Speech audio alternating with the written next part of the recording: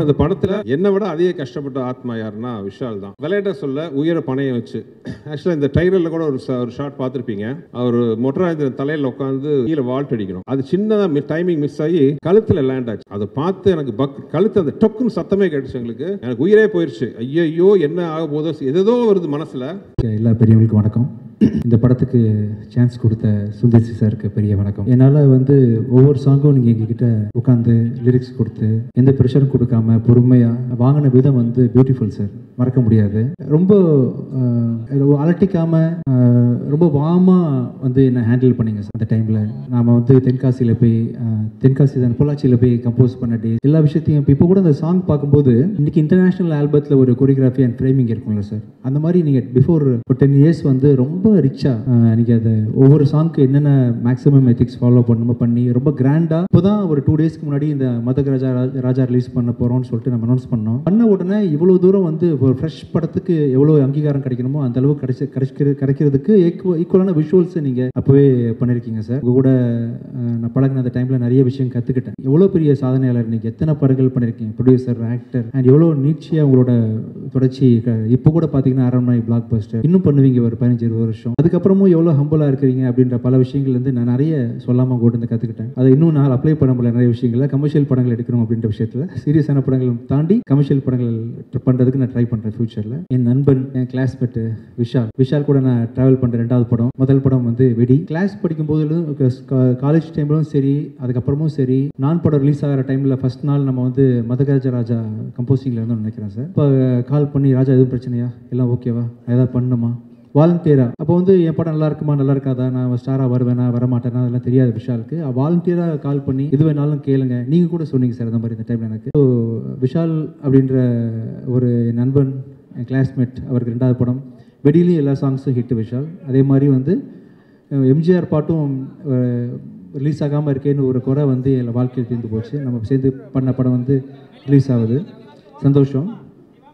இது தொடர்ந்து நிறைய படங்கள் நான் உங்கள் காம்பினேஷனில் நான் நீங்கள் சொன்ன மாதிரி சார் கண்டிப்பாக மியூசிக் பண்ணுறேன். ஷூராக நான் பண்ணுறேன், மியூசிக் பண்ணுறேன். தேங்க்ஸ் புஷ்பா மேம் இங்கே வந்ததுக்கு எங்கள் ப்ரோக்ராமுக்கு.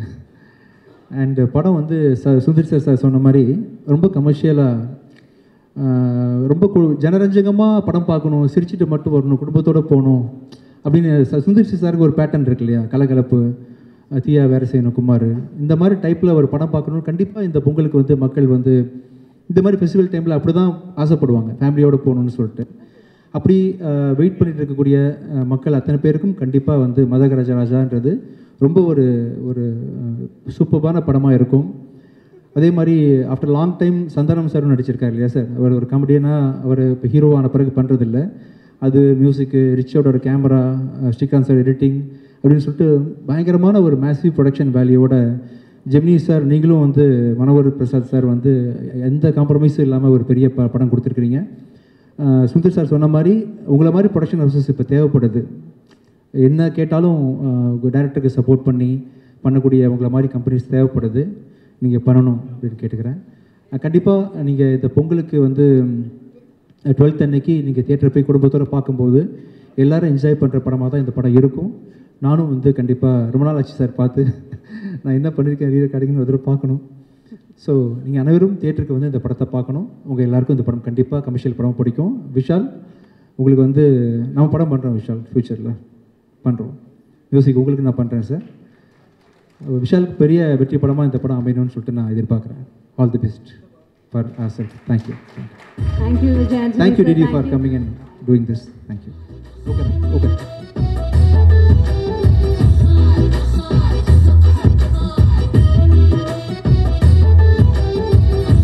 மதகஜராஜாக்காக எப்போவும் உங்களை சந்திச்சிருக்க வேண்டியது. ஏற்கனவே ஒரு தடவை சந்திச்சேன் பல வருஷத்துக்கு முன்னாடி. மறுபடியும் சந்திக்கக்கூடிய ஆப்பர்ச்சுனிட்டி வருமானு நினச்சி கூட பார்க்கல. ஆஸ் எ டைரக்டராக அவ்வளோ சந்தோஷமாக இருக்குது. இது ஒரு எதிர்பாராமல் ஆரம்பித்த ஒரு சந்தோஷமான நிகழ்வு. ஒரு கொஞ்ச நாளைக்கு முன்னாடி நைட் ஒரு 11:30 மணிக்கு எனது மதிப்பிற்குரிய திருப்பூர் சுப்பிரமணியன் சார் அவர்கள் நைட்டு ஃபோன் பண்ணார் 11:30 மணிக்கு.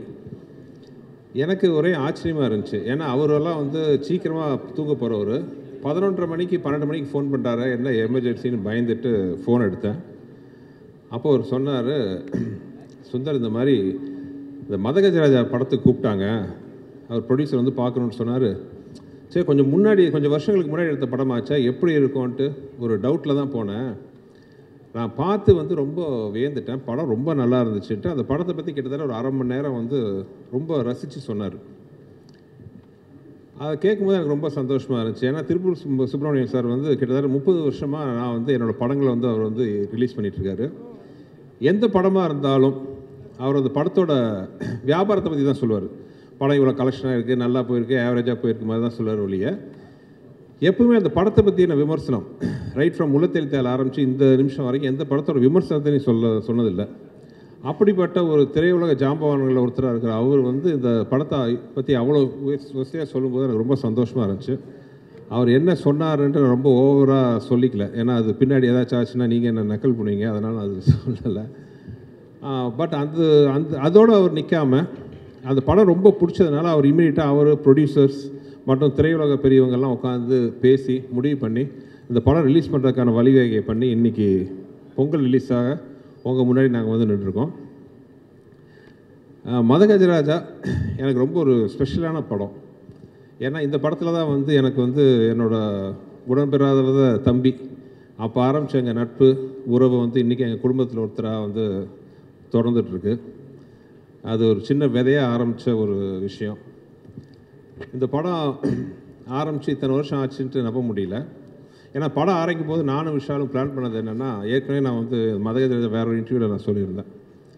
இந்த 80s வந்து நிறையா ஜனரஞ்சகமான படங்கள் வந்திருக்கு. முரட்டுக்காலை, சகலகலா வல்லவன், போக்கிரி ராஜா, இந்த மாதிரி படம் மாதிரி ஒரு படம் பண்ண எனக்கு ரொம்ப ஆசையாக இருந்துச்சு. ஏன்னா எல்லாமே ரொம்ப ஒரு சீரியஸ் ஓரியன்ட், ஒவ்வொரு ஜானர் ஒவ்வொரு மாதிரி.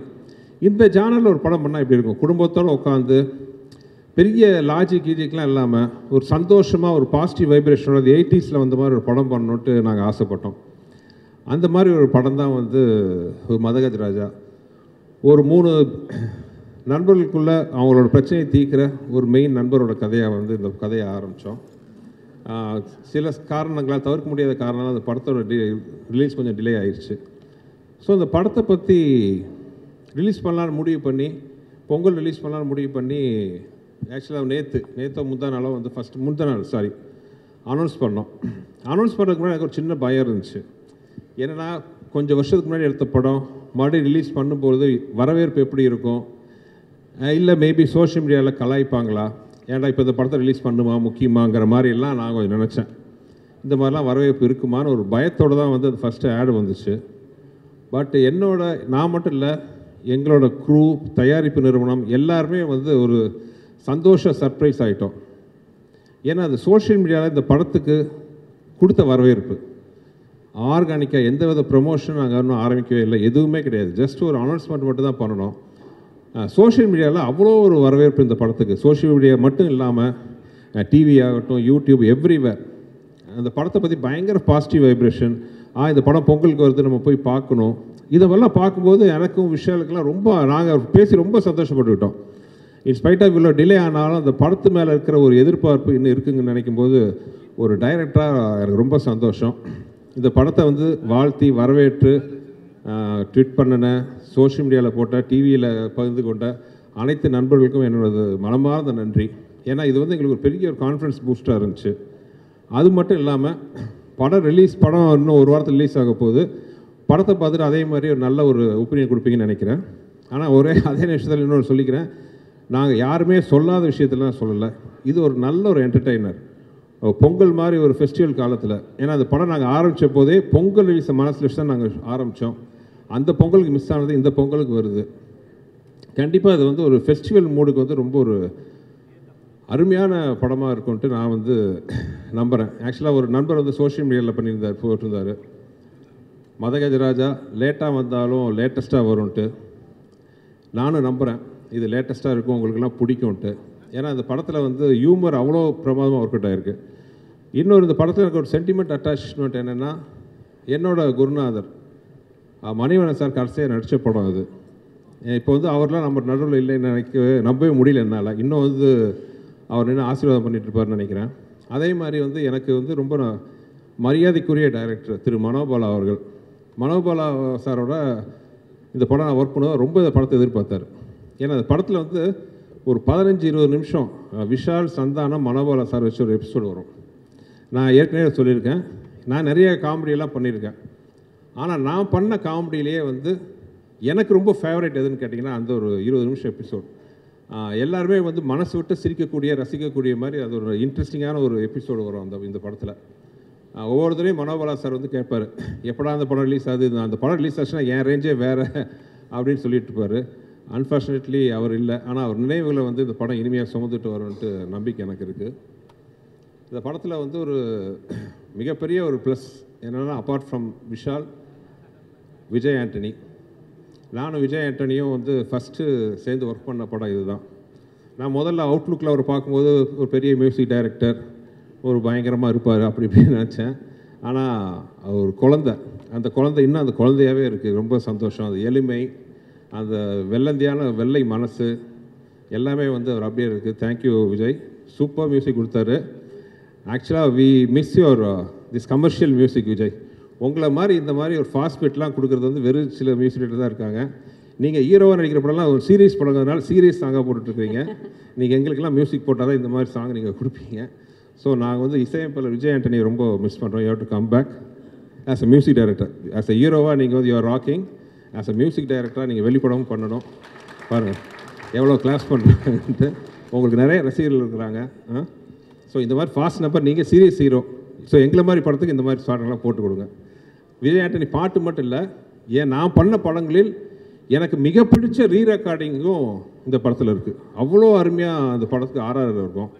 ஸோ நீங்கள் அந்த படத்தை பார்த்தீங்கன்னா நீங்கள் அதை கண்டிப்பாக அதை என்ஜாய் பண்ணலாம்.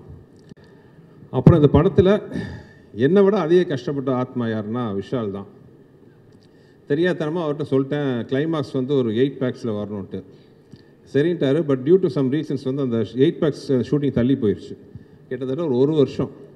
அந்த ஒரு வருஷம் அந்த 8 பேக்ஸை மெயின்டைன் பண்ணுறது சாதாரண விஷயம் கிடையாது. வெறும் பச்சை தண்ணியை குடிச்சிக்கிட்டு நாங்களாம் சாப்பிடும்போது சோத்தை எல்லாம் மோந்து பார்த்துக்கிட்டு அவ்வளோ கஷ்டப்பட்டார். இன்ஃபேக்ட் ஃபைட் சீக்வன்ஸ்லாம் நிறைய இடத்துல வந்து விளையாட்ட சொல்ல உயர பணையை வச்சு.